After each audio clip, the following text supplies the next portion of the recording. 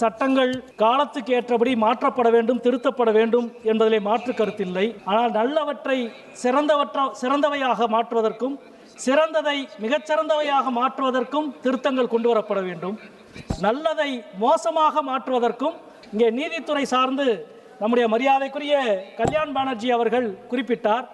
நீதித்துறையிலே ஒரு வழக்கு மனு தாக்கல் செய்யப்பட்டால் பதிவு செய்யப்படுவதற்கு எவ்வளவு நாள் ஆகிறது, பதிவு செய்யப்பட்ட வழக்கு விசாரணைக்கு வர எவ்வளவு மாதம் ஆகிறது, விசாரணைக்கு வந்த வழக்கு தீர்ப்பு வருவதற்கு எத்தனை ஆண்டு ஆகிறது என்று மரியாதைக்குரிய கல்யாண் பானர்ஜி அவர்கள் குறிப்பிட்டார்கள்.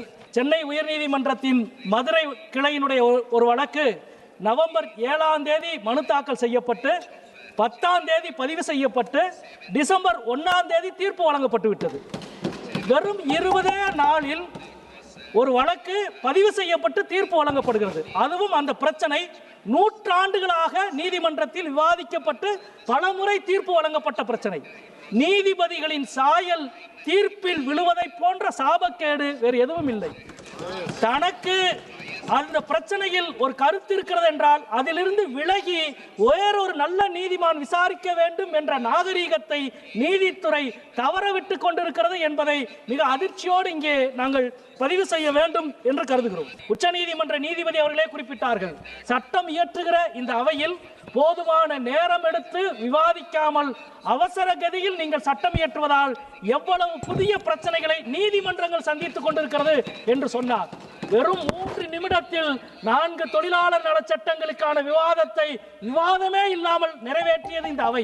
140 கோடி மக்களில் பலாயிரம் கோடி தொழிலாளர்களுடைய வாழ்க்கையை தீர்மானிக்கிற மசோதாவை கூட எந்த விவாதமும் இல்லாமல் இங்கே நிறைவேற்றினோம்.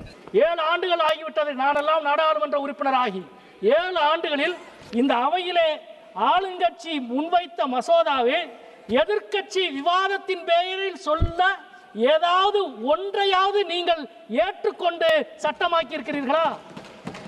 ஒரு கருத்தை கூட, ஒரு திருத்தத்தை கூட ஆளுங்கட்சி ஏற்றுக்கொள்ளவில்லை. உங்களது நோக்கம் நீங்கள் கொண்டு வருவதை சட்டமாக்க வேண்டும் என்பதுதானே ஒழிய இந்த அவையில் இவ்வளவு 140 கோடி இந்தியர்களையும் கட்டுப்படுத்துகிற சட்டத்தை நிறைவேற்றுகிற ஜனநாயக தன்மையை காப்பாற்ற வேண்டும் என்ற நோக்கம் உங்களுக்கு சிறிதும் இல்லை.